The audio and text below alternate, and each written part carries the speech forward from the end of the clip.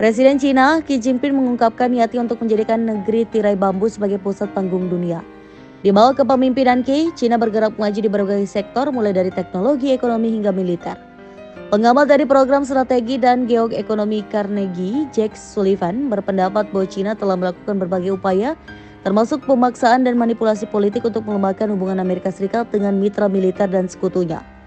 Beberapa pejabat Cina mempromosikan ide Asia untuk warga Asia. Ide itu merujuk pada paham negara Asia harus menyelesaikan urusannya tanpa bantuan dari AS.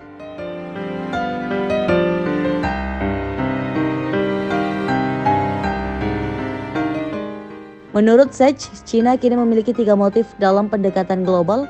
Pertama, Cina berupaya menjadi pemain besar dalam urusan dunia. Kedua, Cina melihat dirinya setara dengan Amerika Serikat dalam menentukan aturan global dan institusi. Ketiga, Cina mengembangkan kebijakan yang lebih koheren terhadap Asia. Melihat sikap Cina yang semakin ingin berkuasa atas dunia, apa yang terjadi jika Beijing berhasil mencapai itu? The Atlantic mengatakan masih belum jelas tatanan dunia di bawah pemerintahan Xi Jinping, namun ada kemungkinan nilai demokrasi bakal menurun.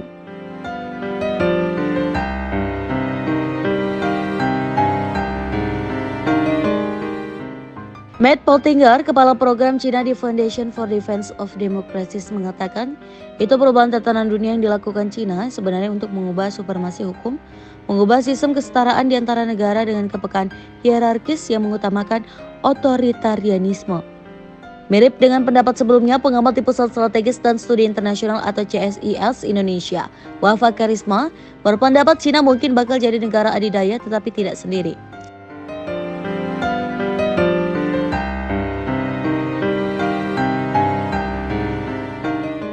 Ia kemudian mengatakan Amerika Serikat mungkin di militer, Tiongkok di perdagangan, komoditas, dan lain-lain. Tiongkok misalnya nanti menyusul AS di teknologi IT dan elektronik, AS tapi masih kuat di sektor inovasi software. Sementara itu pengamat hubungan internasional Universitas Indonesia, Suzy Sudarman menilai Cina masih belum dapat menjadi negara hegemoni. Salah satu alasannya karena Cina masih belum memiliki ruang gerak untuk mendisiplinkan dunia.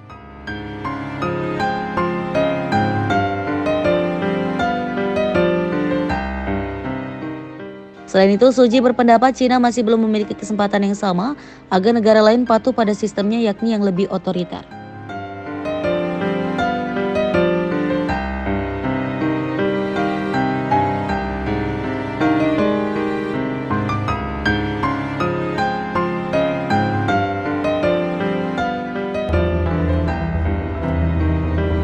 Lima tahun lagi Cina diprediksi menjadi lokomotif pertumbuhan ekonomi global. Kontribusinya akan lebih besar dari kontribusi perekonomian Amerika Serikat terhadap perekonomian global. Kalkulasi itu dihitung Bloomberg berdasarkan data proyeksi ekonomi dan moneter internasional atau IMF yang dirilis pekan lalu. Berdasarkan kalkulasi Bloomberg, kontribusi Cina terhadap produk domestik bruto atau PDB global akan mencapai 22,6%. Ini melampaui raksasa ekonomi dunia India yang berada di angka 12,9% dan Amerika Serikat di angka 11,3%. Ekonomi Cina berangsur pulih selepas dicabutnya kebijakan protokol kesehatan akibat COVID-19. Ini terbukti dengan laju pertumbuhan ekonomi Cina yang lebih cepat pada triwulan 1 2023 sebesar 4,5%. Angka yang dikeluarkan Biro Statistik Nasional Cina itu lebih tinggi 2,9% dibandingkan dengan angka pertumbuhan ekonomi triwulan sebelumnya. Realisasi pertumbuhan ekonomi di triwulan 1 2023 tersebut melebihi perkiraan pertumbuhan ekonomi dari sejumlah analis sebesar 4%. Para investor menilai pertumbuhan ekonomi mutakhir yang di luar dugaan itu sebagai petunjuk tentang upaya pemulihan ekonomi yang telah berjalan pada relnya. Sejumlah analis yang berbicara dengan Reuters memperkirakan pertumbuhan ekonomi Cina tahun ini bisa mencapai 5,4% atau naik 3% dibandingkan tahun lalu. Selain Cina, Indonesia bersama Jerman, Turki, dan Jepang juga akan memiliki kontribusi yang cukup signifikan terhadap perekonomian dunia 5 tahun ke depan. IMF memperkirakan kontribusi pertumbuhan ekonomi dari Brazil, Rusia, India, dan Cina bisa melampaui negara-negara anggota kelompok 7 atau G7. Walau demikian, IMF memperkirakan pertumbuhan ekonomi global akan melambat, tumbuh hanya sekitar 3% dalam situasi perekonomian sekarang ini. Ini adalah prospek pertumbuhan ekonomi global terlemah selama lebih dari 30 tahun terakhir. Laporan IMF juga menyebut terkait gejolak dunia perbankan baru-baru ini yang menimpa sejumlah bank besar seperti Credit Suisse dan Silicon Valley Bank. Bank yang terakhir menjadi lembaga keuangan yang sering kali memberikan bantuan keuangan bagi perusahaan-perusahaan rintisan yang dinilai prospektif. Amerika Serikat dan China sempat memiliki hubungan yang buruk pada Agustus lalu. Bermula dari kedatangan Ketua DPR Amerika Serikat Nancy Pelosi ke Taiwan. Namun belakangan ini hubungan keduanya nampak kembali hangat.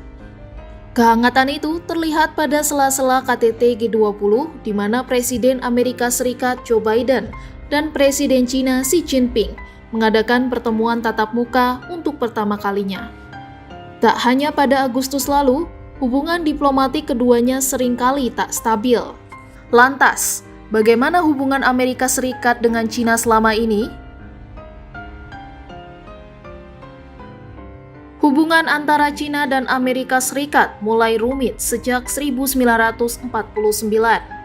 China dan Amerika Serikat terhubung oleh ikatan ekonomi yang erat dan persaingan pengaruh di Asia Pasifik. Hubungan keduanya merupakan hubungan bilateral paling penting di dunia pada abad ke-21. Hubungan Amerika Serikat dengan China dimulai pada Perjanjian Wangxia tahun 1845. Upaya Washington mendorong bank-bank Amerika untuk berinvestasi di perkereta-apian Cina tidak berhasil pada tahun 1900-an. Selanjutnya, Presiden Franklin Roosevelt menjadikan dukungan Cina melawan Jepang sebagai prioritas tinggi setelah 1938. Amerika Serikat juga bersekutu dengan Republik Cina selama Perang Pasifik melawan Jepang pada 1941 sampai 1945.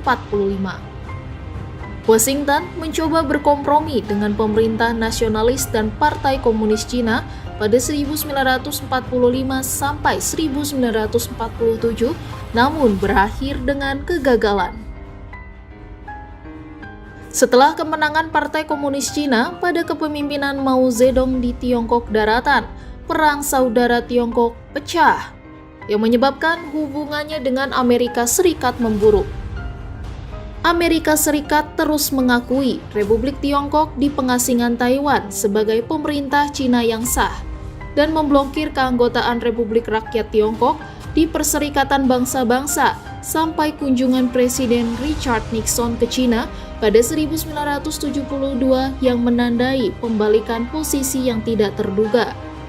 Pada 1 Januari 1979, Amerika Serikat menjalin hubungan diplomatik dengan RRC dan Amerika Serikat mengakuinya sebagai satu-satunya pemerintah Cina yang sah. Namun pada saat yang sama ia melanjutkan hubungannya dengan Taiwan. China tumbuh sebagai negara yang kuat dan digadang-gadang sebagai kekuatan ekonomi baru dan mengalahkan Amerika sebagai the superpower. Pada abad ke-20, China mengalami berbagai konflik dan revolusi atas kepemimpinan sentralistik Mao Zedong. Hal ini berpengaruh terhadap stabilitas ekonomi domestiknya. Namun, di bawah pemerintahan Deng Xiaoping, reformasi ekonomi Cina dimulai. Arsitek reformasi perekonomian Cina itu berhasil membuat Cina menempati peringkat kedua negara dengan ekonomi terbesar di dunia. Berkat reformasi besar-besaran ini, 700 juta orang terangkat dari kemiskinan di Cina, serta membuka pintu perdagangan internasional yang sebelumnya tertutup di era Mao Zedong. Memasuki abad ke-21, keterbukaan Cina berkembang dan menjurus pada tujuan kebijakan ekonomi politik internasional Cina. 2005, Cina yang dipimpin Hu Jintao saat itu mewujudkan kebangkitan Cina yang damai dalam dokumen China Peaceful Development Goal. Di tahun yang sama, Cina mulai menjajaki era perdagangan multilateral setelah resmi bergabung dengan World Trade Organization. Hal ini dinilai sebagai manuver yang penting bagi Cina dan disebut-sebut sebagai langkah Cina untuk menyaingi Amerika Serikat.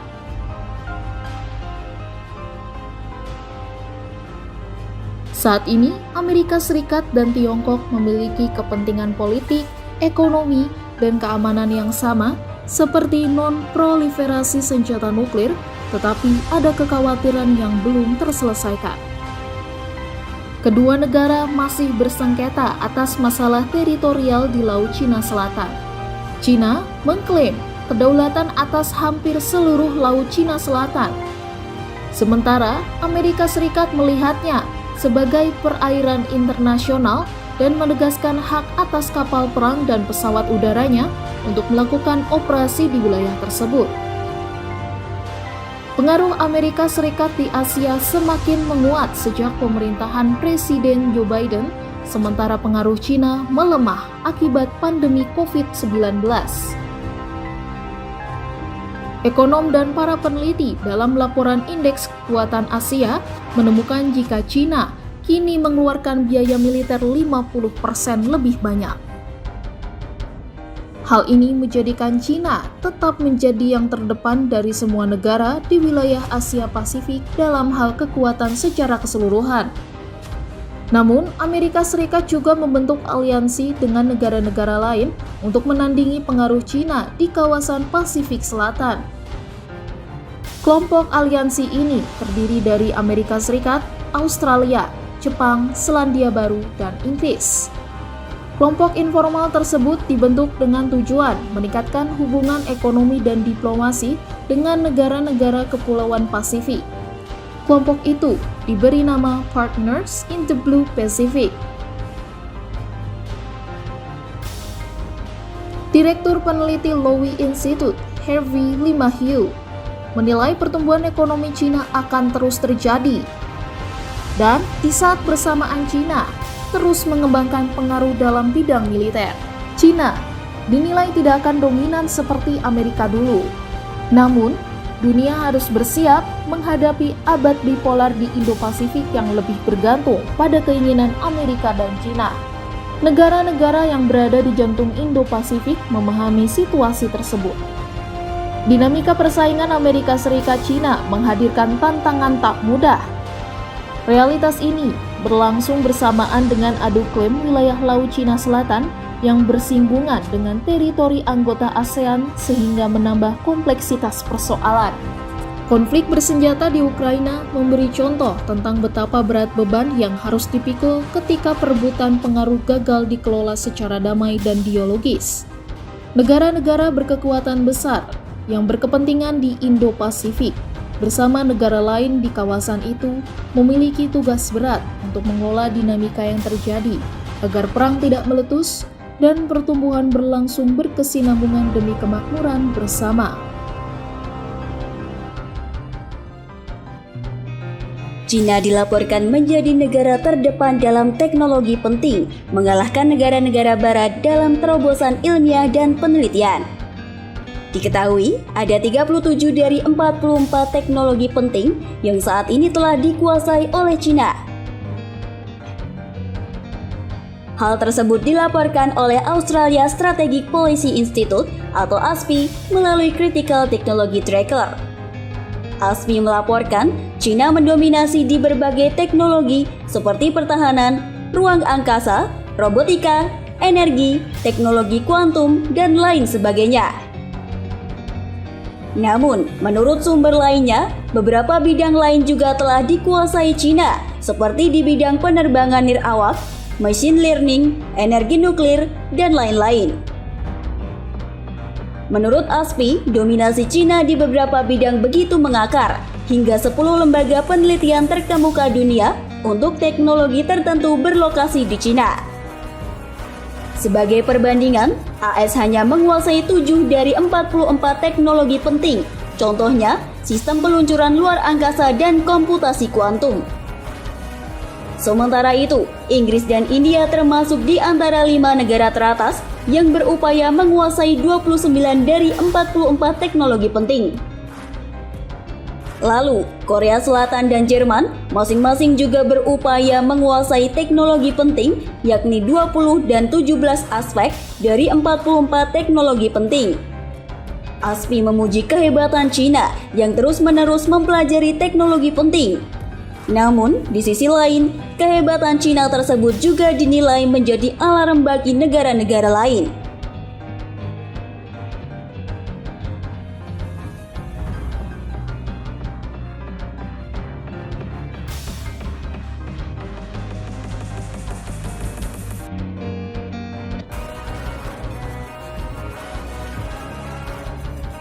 ASPI merupakan lembaga THNK Tank yang dibiayai oleh pemerintah Australia, Inggris, dan AS yang turut menyusun 23 rekomendasi untuk negara-negara barat dan sekutunya. Rekomendasi tersebut termasuk dalam aspek membangun dana kekayaan negara untuk mendanai penelitian dan pengembangan, memfasilitasi visa teknologi, dan lain sebagainya. Sedangkan dari perkembangan sejauh ini, AS dan China dilaporkan terlibat dalam persaingan sengit untuk memperebutkan pengaruh global.